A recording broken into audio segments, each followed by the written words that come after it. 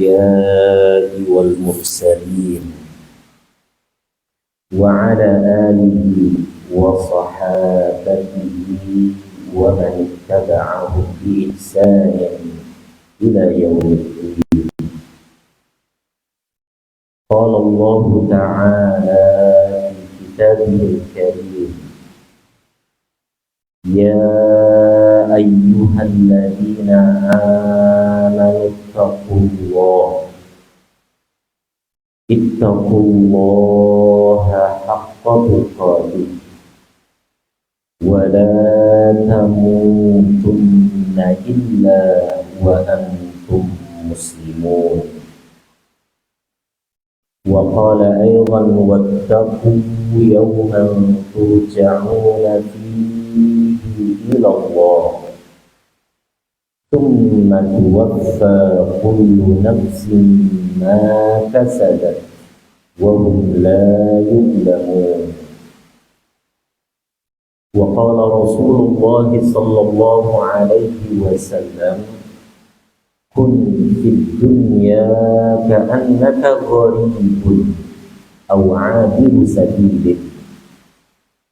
وقال عبد الله بن عمر رضي الله عنهما: إذا أصبحت فلا تنتظر المساء وإذا أمسيت فلا تنتظر الصباح وخذ من صحتك لمرضك ومن حياتك لموتك.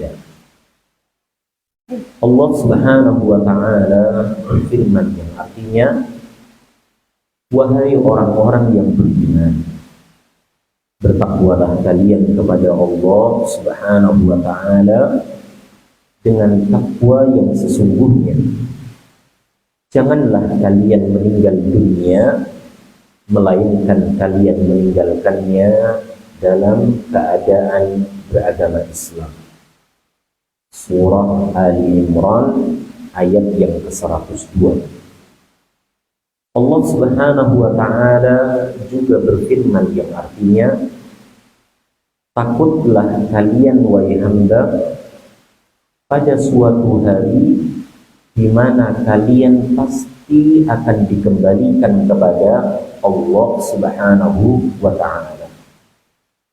Lalu tiap-tiap jiwa akan Allah Subhanahu wa Ta'ala berikan balasan yang sempurna atas apa yang telah mereka perbuat selama di dunia, dan mereka sungguh tidak akan pernah Allah zalim. Surah Al-Baqarah ayat yang ke-281. Rasulullah Sallallahu Alaihi Wasallam bersabda yang artinya, jadikanlah kehidupanmu di dunia ini seolah-olah kalian adalah orang yang asing, atau seolah-olah kalian adalah orang yang melintasi suatu perjalanan. Lalu Abdullah bin Umar radhiyallahu anhuma mengatakan, jika kalian mampu melakukan kebaikan di waktu pagi, maka jangan sekali-kali kalian tunda untuk kalian lakukan di waktu sore. Dan jika kalian mampu melakukan kebaikan di waktu sore, jangan sekali-kali kalian tunda untuk kalian lakukan di waktu pagi. Manfaatkanlah, gunakanlah dengan baik dan benar masa sehatmu sebelum datangnya waktu sakitmu, dan manfaatkanlah juga dengan baik dan benar masa hidupmu sebelum datangnya kematianmu. Hadis diriwayatkan oleh Imam Muslim dan yang lainnya. Ma'asyiral muslimin, saudaraku, saudariku seiman, jamaah salat subuh Masjid Ar-Rawdah yang semoga senantiasa dirahmati dan diberkahi oleh Allah Subhanahu wa Ta'ala. Kita bersyukur kepada Allah Subhanahu wa Ta'ala karena di pagi hari ini bertepatan dengan hari yang ke-18 bulan Muharram tahun 1445 Hijriah. Alhamdulillah kita bisa memanfaatkan kesempatan ini dalam rangka untuk beribadah kepada Allah Subhanahu wa taala. Salah satunya melaksanakan sholat subuh secara berjamaah, dan kita lanjutkan dengan thalabul ilmi. Semoga kita mendapatkan tambahan ilmu yang bermanfaat, dan apa yang kita usahakan ini Allah jadikan sebagai amal ibadah yang diterima. Amin. Allahumma amin. Ma'asyiral muslimin, saudaraku, saudariku seiman yang saya hormati dan yang saya cintai karena Allah. Tema yang akan kita bahas pada pagi hari ini adalah nasihatkan hal ini kepada anak-anak kita. Perlu kita ketahui bersama bahwa di dalam Al-Quran ada satu surah tersebut ada di urutan yang ke-31. Surah apa kira-kira? Surah Luqman. Jadi surah yang ada di urutan ke-31 namanya surah apa? Luqman. Perlu diketahui bersama bahwa Luqman Al-Hakim adalah hamba biasa. Ini pendapat apa? Jumhur mufassirin. Beliau bukanlah seorang nabi. Beliau juga bukan seorang rasul. Sekali lagi ini adalah pendapat jumhur dari kalangan mufassirin. Beliau pula bukanlah seorang raja, bukan seorang nabi sebagaimana Nabi Sulaiman alaihissalam. Bahkan para mufassirin mengatakan beliau adalah hamba Allah yang berkulit hitam. Kira-kira kulit hitam itu dari Asia atau dari mana kira-kira? Afrika. Ya kan? Jadi para mufassirin, salah satunya adalah Al-Imam Ibnu Katsir rahimahullahu ta'ala, menjelaskan di dalam Bidayah wa Nihayah, beliau adalah apa? Ya, seorang hamba yang berkulit hitam. Ya, berpenampilan tidak begitu menarik. Bukanlah hamba yang masyhur, dikenal oleh banyak orang. Akan tetapi karena Allah Rabbul Alamin anugerahkan kepada beliau al-hikmah. Apa? Al-hikmah. Dikatakan oleh para ulama, makna al-hikmah salah satunya adalah perkataan Al-Imam Ibnul Qayyim ya rahimahullahu ta'ala, di mana al-hikmah yang Allah berikan kepada beliau ini Allah jelaskan di ayat yang ke-12 di surah yang keberapa tadi? 31.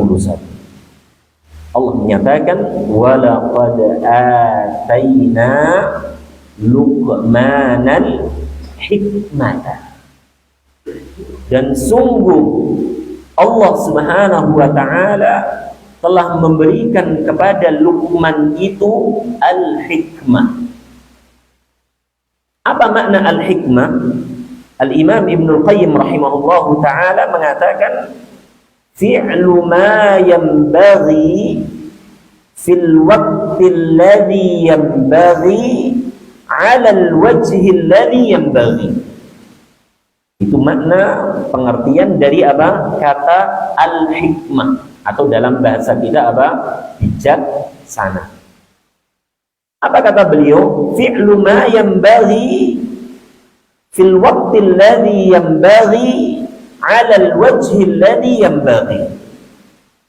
Yaitu seorang hamba yang Allah anugerahkan sifat melakukan sesuatu yang seharusnya untuk dilakukan, melakukan sesuatu yang seharusnya untuk dilakukan, berbuat dan berbicara yang hak, yang baik, yang benar pada waktu yang tepat dengan cara yang tepat.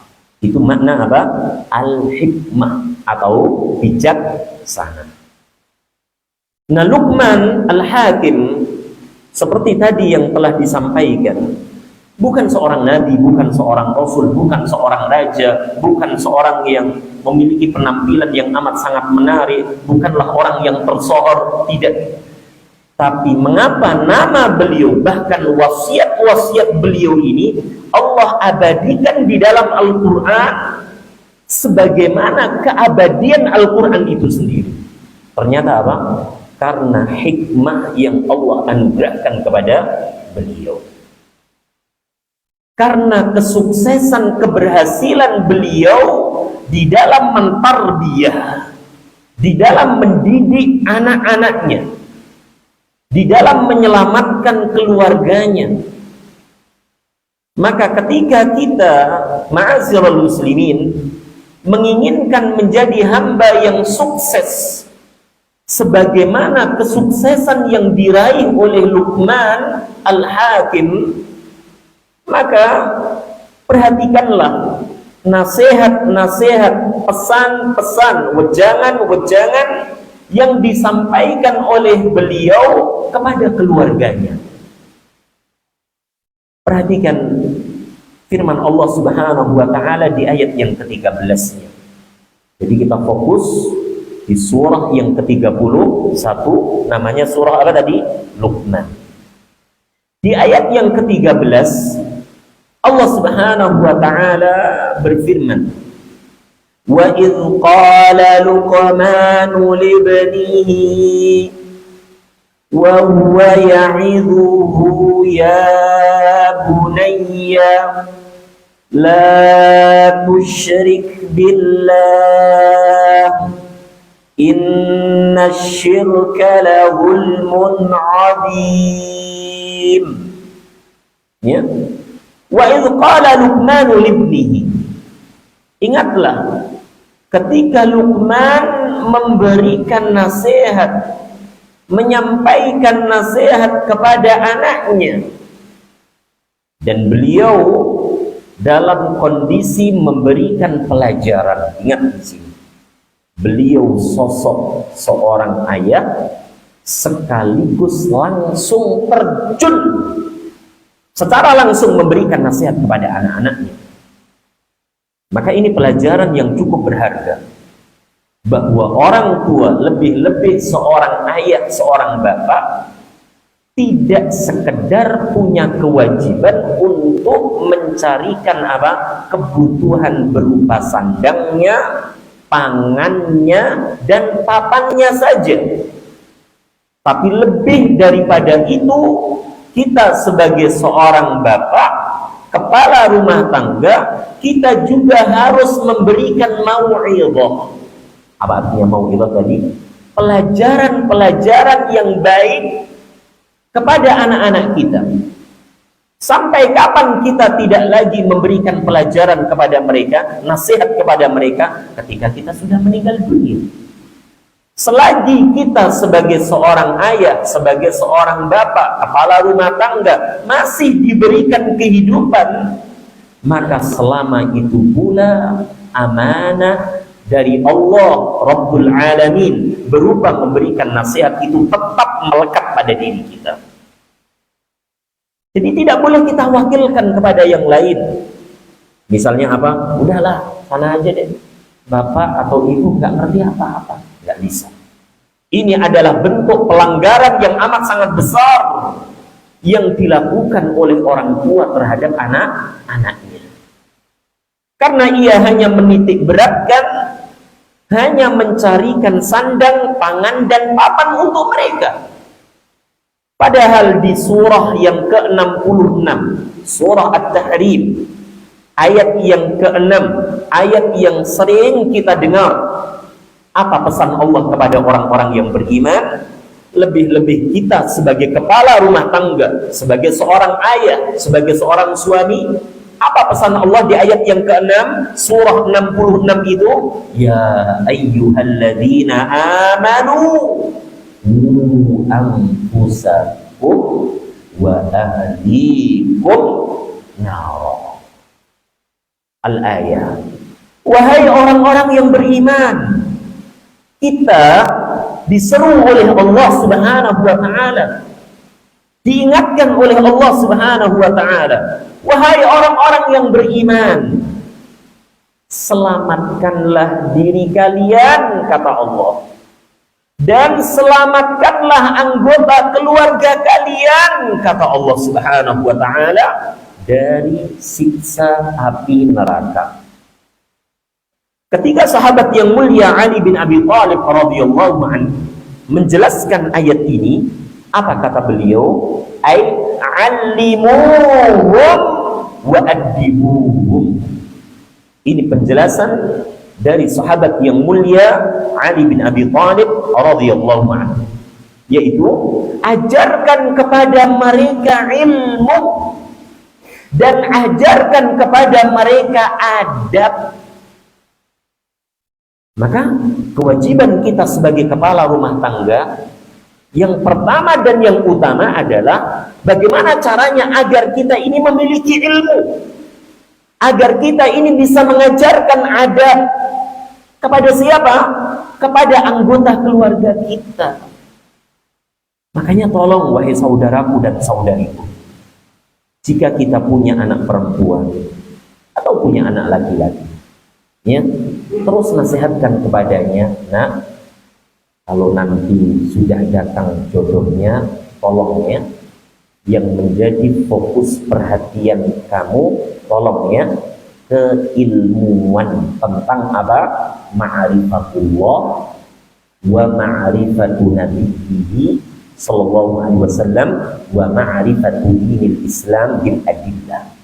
Usul ats-tsalatsah ini harus dimiliki, yaitu harus mengenal, mengerti, paham tentang siapa itu Rabbnya, harus mengerti, mengenal tentang siapa itu nabinya, yaitu Nabi kita Muhammad sallallahu alaihi wasallam, dan harus paham, mengerti, tahu tentang agama Islam dengan dalil-dalilnya.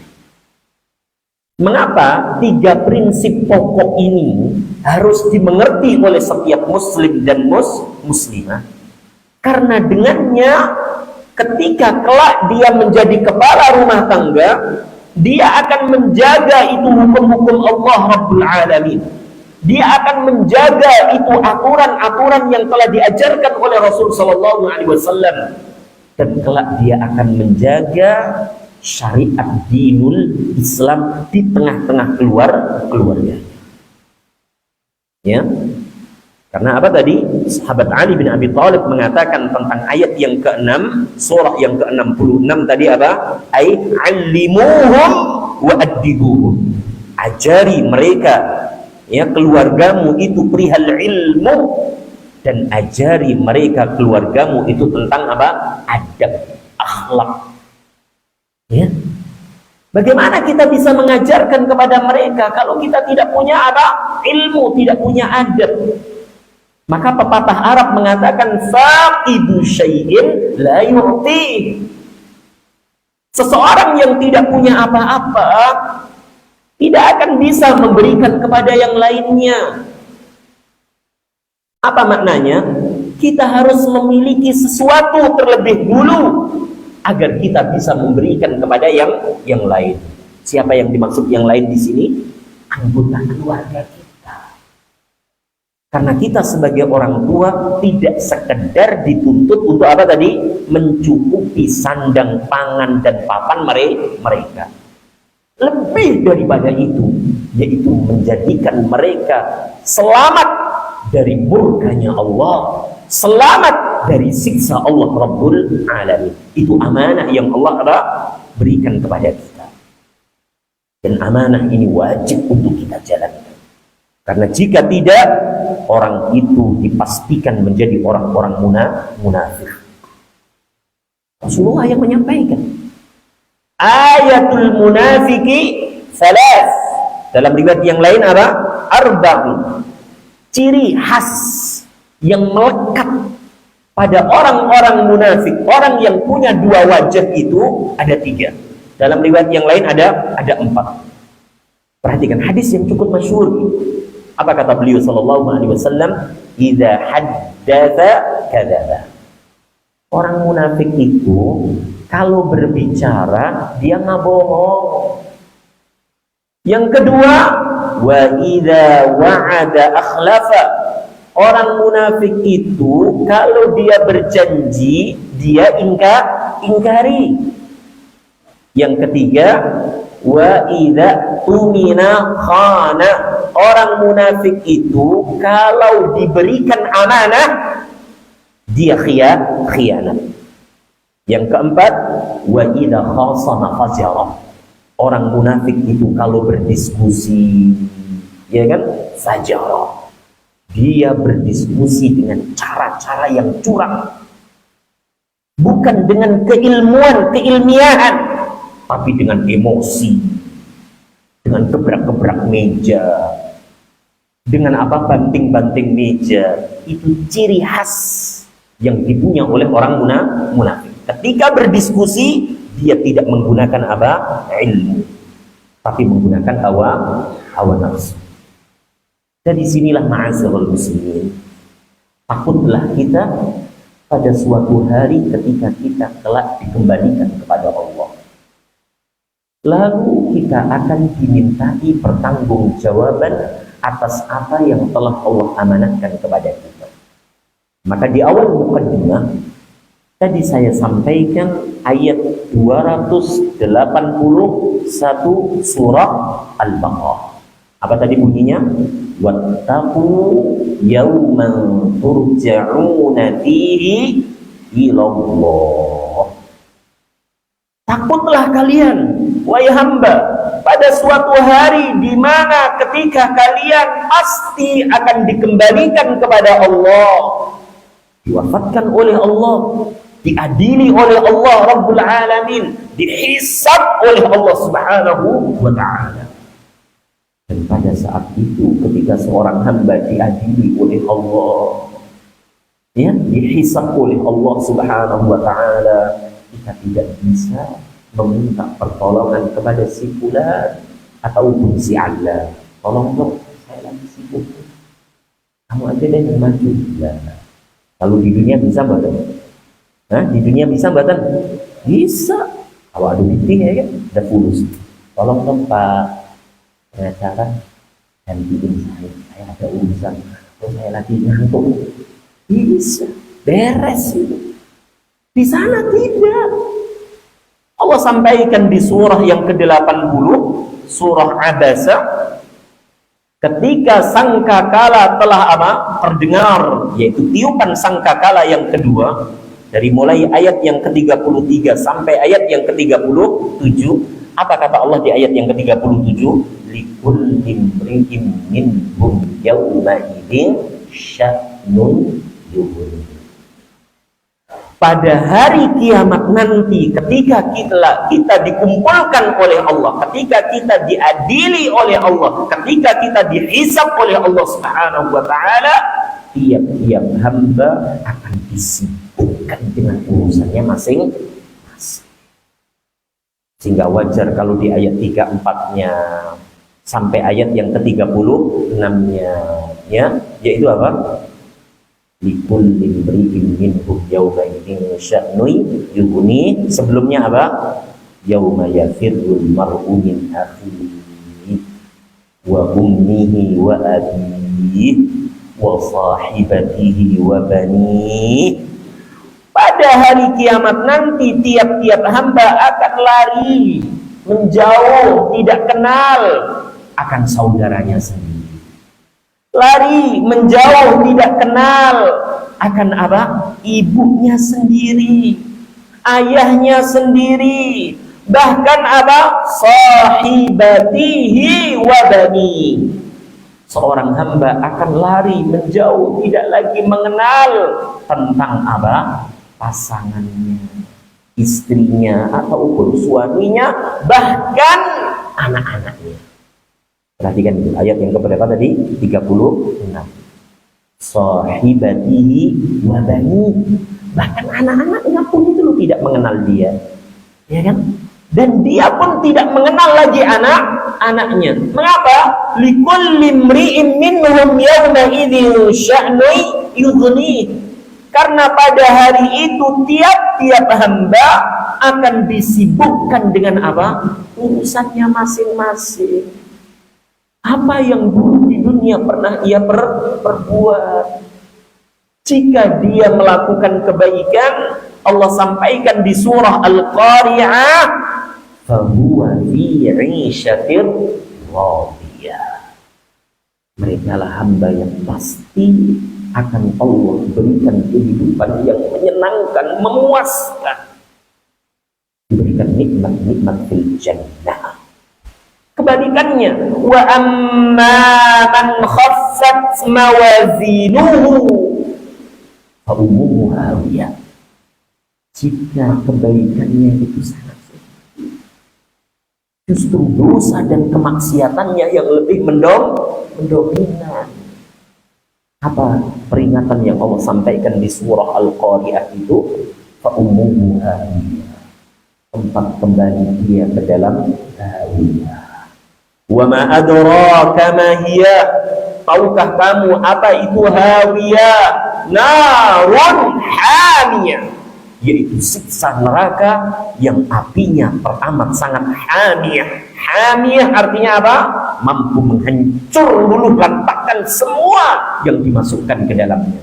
Hamiyah memiliki makna apa? Mengejar, menyergap setiap apa?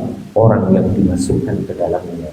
Alhamdulillah, dan kita berlindung kepada Allah dari siksa neraka. Ini kekhawatiran. Makanya mengapa Al-Baqarah 281 tadi saya jadikan sebagai apa? Awal muqaddimah. Kita disuruh takut sama Allah. Di mana takut kita ini menjadikan kita lebih baik lagi. Jangan sampai kita ini menjadi orang tua yang tidak amanah. Kita dititipkan anak 4, anak 5, dan seterusnya, kurang dari itu atau lebih dari itu. Bahkan dititipkan lagi menantu, cucu, dan seterusnya. Ingat, ada amanah yang Allah berikan kepada kita. Maka sampaikan pesan Luqman Al-Hakim kepada anak-anaknya. Ya, sampaikan pesan ini kepada keluarga kita, orang-orang terkasih kita. Apa kata Luqman Al-Hakim di ayat yang ke-13 ini? Ya bunayya, wahai anak-anakku, la tusyrik billah. Jangan nak kamu mensekutukan, membuat tandingan, sekutu bagi Allah Rabbul Alamin di dalam ibadah yang kamu lakukan. Kita diperintahkan oleh Allah untuk memahamkan anak-anak kita. Apa tujuan kita ini diciptakan? Apa tujuan kita ini diberikan rizki, diberikan kenikmatan yang tiada tara? Apa tujuannya? Sampaikan kepada mereka. Ayat yang ke-56 surah Ad-Dzariyat, surah yang ke-51. Ayat yang sudah kita hafalkan bersama. Wa ma khalaqtul jinna wal insa illa liya'budun. Sampaikan pesan ini kepada mereka. Maka apapun yang akan dilakukan oleh kita, termasuk keluarga kita, wajib kita niatkan lillahi rabbil alamin. Karena Allah menyampaikan di ayat 56 tadi, surah 51, apa? Tidaklah aku ciptakan jin dan juga kita manusia melainkan agar mereka beribadah semata-mata hanya kepada Allah, mengesahkan Allah, meninggalkan segala macam bentuk kesyirikan. Ini pesan Luqman yang pertama. Apa tadi? Ya bunayya la tusyrik billah. Wahai anak-anakku, jangan sekali-kali engkau menduakan Allah, membuat tandingan-tandingan bagi Allah Rabbul Alamin. Mengapa? Nasihat ini disampaikan Luqman Al-Hakim kepada anak-anaknya. Inna syirka la zulmun azim. Ingat, wahai anak-anakku, kata beliau, sesungguhnya tindakan kesyirikan itu adalah kejahatan kriminal yang teramat sangat besar. Hal itu sesuai dengan apa yang Allah firmankan di surah An-Nisa, surah yang keempat, ayat yang ke-48 dan ayat yang ke-116. Di dua ayat tersebut, 48 An-Nisa dan 116 An-Nisa, Allah memberikan ancaman kepada setiap hambanya yang berbuat kesyirikan di dalam ibadah yang ia lakukan, tidak mengikhlaskan ibadahnya semata-mata karena Allah. Allah berfirman, Innallaha la yaghfiru an yushraka bihi wa yaghfiru ma duna dzalika liman yasha' wa man yusyrik billahi faqad dhalla dhalalan ba'ida wa man yusyrik billahi faqad iftara itsman 'azima. Dua ayat tersebut awalnya sama tapi akhirnya berbeda. Sesungguhnya Allah Subhanahu wa taala tidak akan pernah memberikan ampunan kepada hambanya jika hambanya itu menduakan Allah dalam beribadahnya. Padahal di ayat yang kelima surah Al-Fatihah, surah yang selalu kita baca di setiap rakaat salat kita, seorang hamba muslim muslimah telah menyatakan iyyaka na'budu wa iyyaka nasta'in. Hanya kepadamu ya Rabb kami menghamba, kami beribadah. Nah, macam-macam ibadah itu banyak. Salah satunya adalah berdoa. Berdoalah kepada Allah. Salah satunya adalah apa? Al-khawf. Takutlah hanya kepada apa? Murka dan siksa ancaman Allah. Salah satunya adalah ar-raja'u, berharaplah hanya kepada siapa? Allah.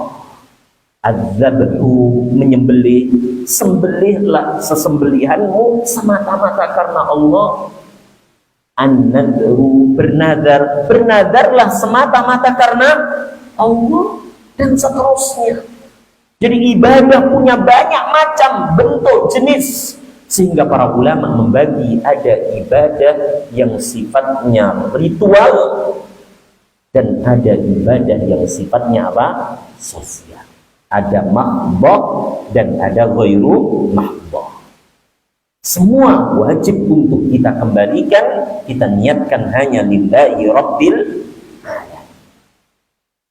Ya. Jadi apa yang disampaikan oleh Allah di ayat yang ke-48 116 tadi dari surah An-Nisa, Allah memberikan ancaman. Allah tidak akan pernah memberikan ampunan kepada hambanya yang melakukan tindakan kesyirikan jika sebelum meninggal dunia dia tidak bertaubat dengan taubatan nasuha. Dan Allah akan mengampuni dosa selain dari syirik hanya bagi mereka yang Allah kehendaki. Ingat, hanya bagi mereka yang Allah kehendaki. Maka akidah kita, akidah Ahlussunnah wal Jamaah, tidak mengkafirkan pelaku dosa besar seperti apa? Berzina.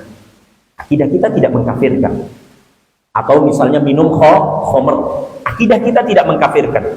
Beda dengan keyakinannya kaum Khawarij. Kaum Khawarij, ya kan, mengkafirkan seorang muslim yang melakukan dosa besar. Contoh apa? Berzina. Langsung dihukumi apa? Kafir. Kita tidak. orang itu tetap mukmin, muslim, tapi apa?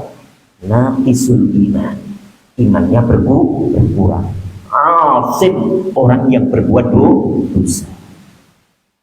Makanya di ayat yang ke-48 116 ini Allah mengatakan wa yaghfiru ma duna dzalika liman yasha. Dan Allah akan mengampuni dosa selain dosa syirik hanya bagi mereka yang Allah kehendaki. Apa maknanya? Jika Allah tidak menghendaki diberikan ampunan, maka hamba itu kelak di hari kiamat akan Allah siksa sebatas dosa yang telah ia perbuat saja. Tapi jika Allah memberikan ampunan, itu kehendak Allah Rabbul Alamin. Maka disinilah kita harus banyak-banyak beristighfar, bertaubat. Salah satunya apa? Usai sholat. Apa yang kita ucapkan setelah Assalamualaikum warahmatullahi wabarakatuh? Apa yang kita ucapkan? Astagfirullah, Astagfirullah, Astagfirullah. Kita mohon ampun kepada Allah. Karena dari mulai takbir sampai Assalamualaikum warahmatullahi pasti banyak cacatnya. Mungkin tiba-tiba ingat pekerjaannya, mungkin tiba-tiba ngantuk, muak, ya kan? Tidak fokus dengan apa yang dibaca oleh imam. Ini kan cacat semua ini. Kesalahan betul? Kesalahan. Atau ia melaksanakan sholat tidak sesuai dengan aturan-aturan Rasulullah Shallallahu Alaihi Wasallam. Ini kekurangan betul? Kekurangan.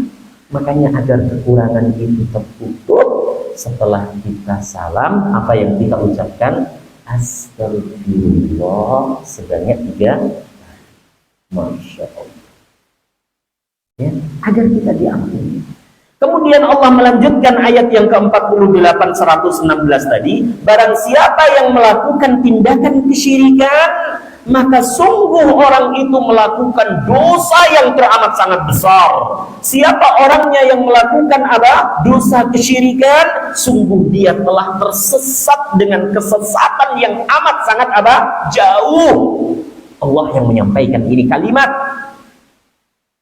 Makanya Luqman Al-Hakim wanti-wanti berpesan kepada anak-anaknya, jangan nak sekali-kali kamu melakukan tindakan berupa mensekutukan Allah. Mengapa? Inna syirka la dzulmun adzim. Ingat ya, kesyirikan itu adalah kriminal, kejahatan yang teramat sangat besar. Dan tolong dipahami, kesyirikan itu tidak semata-mata ya, mendatangi tempat-tempat yang dikeramatkan dengan membawa kepala kerbau ataupun kepala naon gitu, atau ayam yang hidung sadayana gitu. Nah, itu salah satu bentuknya. Dia menyembelih, dia niatkan karena si yang bau rekso itu tempat, karena lewat mimpi.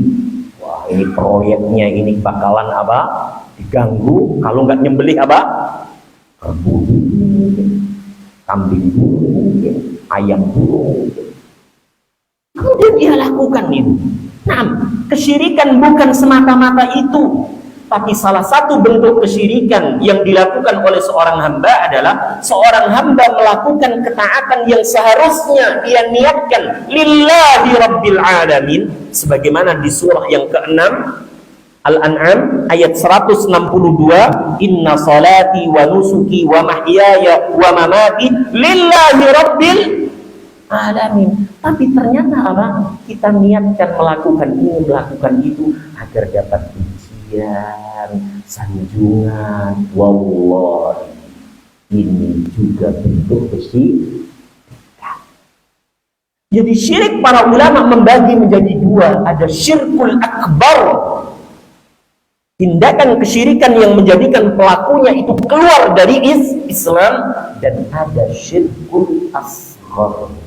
Syirik apa salah satunya?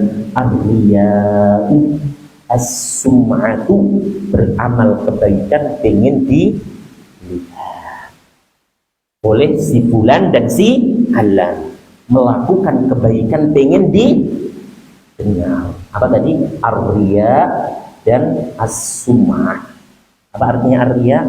Pamer. Di sininya itu terbesit gitu loh. supaya tahun sebulan tahulah itu juga kesyirikan yang terancam di ayat berapa tadi? 48 dan 116 surah yang keempat. Apa tadi? Dosa yang amat sangat besar, tidak diampuni oleh Allah Rabbul Alamin sebelum kita meninggal dunia tidak bertaubat, dan itu adalah bentuk kesesatan yang teramat sangat jelas, jauh kata Allah Rabbul Alamin.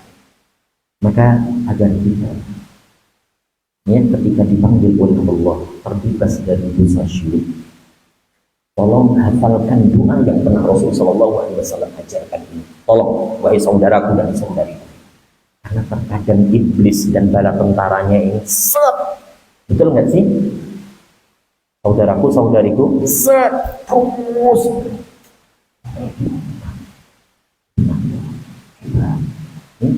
letakkan dalam hatimu agar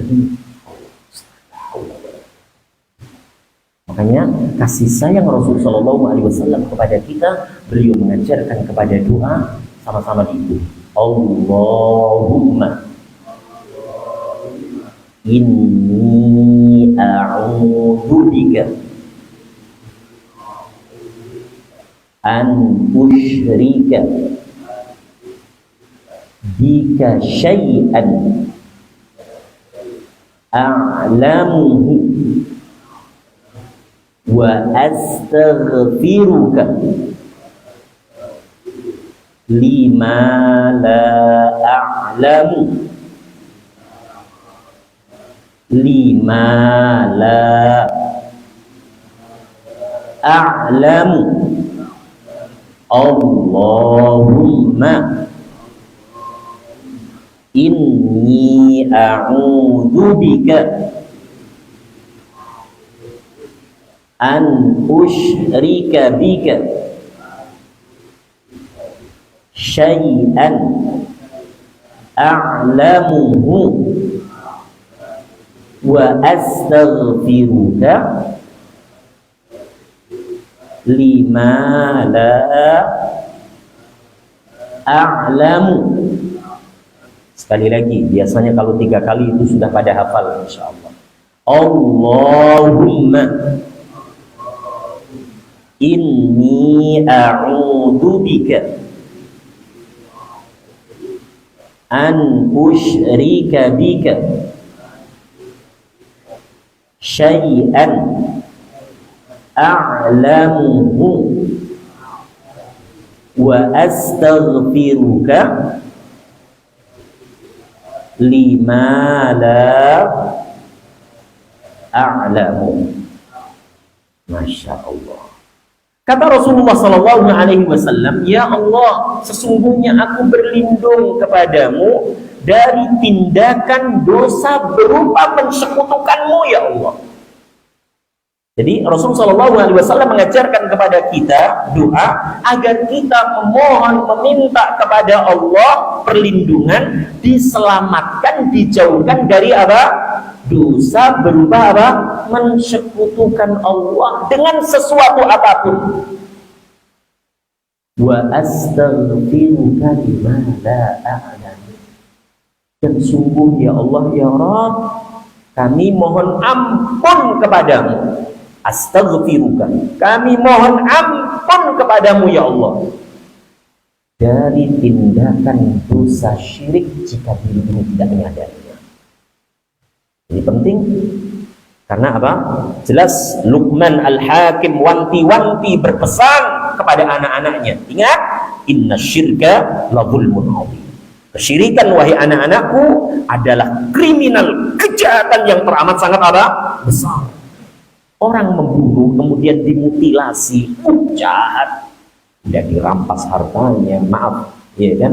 Kemudian dinodai dulu, kemudian dibunuh, kemudian dicecel-cecel, jahat itu. Tapi kejahatan ini tidak sebanding dengan apa? Kejahatan yang dilakukan oleh seorang hamba kepada Rabb-nya, yaitu apa? Menduakan Allah dalam beribadah. Lawang dia Allah Rabbul Alamin yang menciptakannya, Dia Allah Rabbul Alamin yang memberikannya kepada rizki. Dia Allah Rabbul Alamin yang mencukupi seluruh apa yang ia butuhkan. Mengapa ketika ia disuruh beribadah hanya kepadanya, justru ia dua-duakan? Inilah kriminal, kejahatan yang terbesar. Dan inilah dakwah para nabi dan para rasul kepada umat-umat. Maka ketika umat manusia ini mampu menjauhkan dirinya dari kesyirikan, kriminal yang amat sangat besar ini, kejahatan yang amat sangat besar ini, demi Allah, Allah akan berikan kepada mereka rasa aman dan bimbingan. Kalau dosa yang lain kita nggak akan bisa apa? Ya, bersih, betul kan? Rasulullah yang menyampaikan, kullu bani Adam khatta'un wa khairul khatta'ina at-tawwabun. Semua anak manusia itu pasti punya banyak salah. Sebaik-baik orang yang punya banyak salah adalah orang yang mau bertaubat. Kecuali para nabi dan para rasul. Mereka ini adalah maksumun, orang-orang yang maksum. Selain para nabi dan para rasul, nggak mungkin dia bisa apa? Selamat bersih dari yang namanya dosa dan kemaksiatan. Maka hindarkan oleh kita apa? Kesyirikan. Kalau dosa berupa apa? Menyakiti orang dengan ucapan, sikap, ya namanya manusia. Makanya kita diperintahkan untuk saling minta maaf. Mungkin candaannya berlebihan sehingga saudaranya hatinya cekok-cekok, minta maaf. Nggak usah nunggu 1 Syawal, betul nggak? Nggak usah nunggu 1 Syawal, minta maaf. Setiap bertemu sampaikan salah, kita katakan maaf, saya minta maaf. Mungkin selama ini, ya kan, tetangga, berteman, bermasyarakat, mungkin ada salah, dan itu pasti nggak mungkin enggak. Rasulullah SAW yang menyampaikan seluruh anak Adam itu pasti punya banyak salah. Sebaik-baik orang yang punya banyak salah itu adalah orang yang mau memperbaiki dirinya dengan istighfar dan taubatan nasuha. Tapi kesyirikan, wahai saudaraku, tegas. Allah memberikan ancaman, salah satunya di surah An-Nisa, ya kan, di 2 ayat tadi, 4, 8, 116. Maka bebaskan diri kita, wahai saudaraku dan saudariku, dari dosa kesyirikan. Karena kalau kita bebaskan diri kita, termasuk anggota keluarga kita, dari dosa ini, demi Allah, Allah menjamin untuk kita diberi rasa aman dan terus mendapatkan petunjuk. Perhatikan surah yang ke-6 Al-An'am ayat yang ke-82. Apa kata Allah di sana? Alladzina amanu wa lam yalbisu imanahum bidzulmin ulaika lahumul amnu wa hum muhtadun. Surah yang keberapa? 6. Ayat yang ke-82. Orang-orang yang telah mengikrarkan keimanannya, keislamannya, lalu iman Islamnya itu tidak mereka campur adukkan dengan apa? Kesyirikan. Ya kan? Maksudnya apa? Ia menjauhi itu dosa syirik. Kalau dia pernah masuk ke dalam dosa syirik, ia pun berdoa sebagaimana doa yang tadi Rasulullah ajarkan. Apa tadi? Allahumma inni a'udzubika an usyrika bika syai'an a'lamuhu wa astaghfiruka lima la a'lamu. Orang yang telah menyatakan keimanannya lalu mereka tidak mencampur adukan imannya, Islamnya dengan kesyirikan, apa jaminan yang Allah sampaikan di ayat 82 itu? Mereka lah orang yang Allah berikan jaminan rasa aman dan mendapatkan petunjuk. Masya Allah. Bahkan di surah yang ke-7, surah apa? Al-A'raf. Kalau tadi kan Al-An'am ya, sekarang surah yang ke-7. Di ayat yang ke-96. Ayat yang ke-96. Allah menjanjikan walau anna ahlal qura amanu wattaqau. Ayat yang cukup masyhur.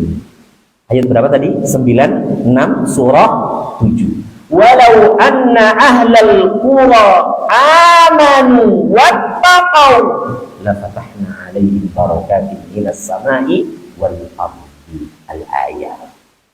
Sekiranya suatu penduduk negeri itu menjaga keimanannya, menjaga ketakwaannya.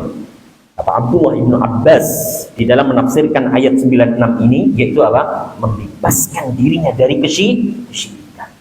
Itu makna amanu wattaqau. Membebaskan dirinya dari kesyirikan dan membebaskan dirinya dari apa? Terus-terusan berbuat zalim. Ingat, terus-terusan berbuat kezaliman, dosa dan kemaksiatan. Makanya kita jangan terus-terusan. Nah, sebelum tidur, dari mulai bangun tidur sampai mau tidur itu apa saja ya? Oh, ternyata ada dosa ini, dosa ini. Nah, cepat-cepat bertaubat sebelum kita apa? Istirahat. Ya.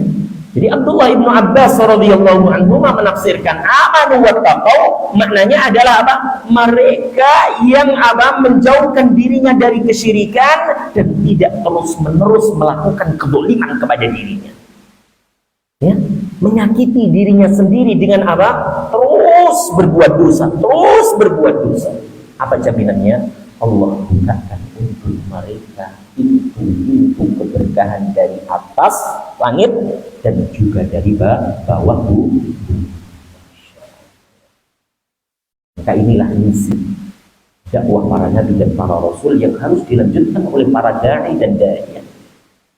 Jangan tiba-tiba fadhail dulu. Umat tidak diajarkan bagaimana akidah yang benar, ibadah yang benar, tujuan dia diciptakan oleh Allah. Ya, cukup lah ya, ngaji pagi nggak usah lama-lama. Pengennya sampai jam 7:30 nanti. Jadi teman-teman udah agak lelah, jadi cukup. Insya Allah kita lanjutkan, kita mulai pesan-pesan ini kita teman-teman beri.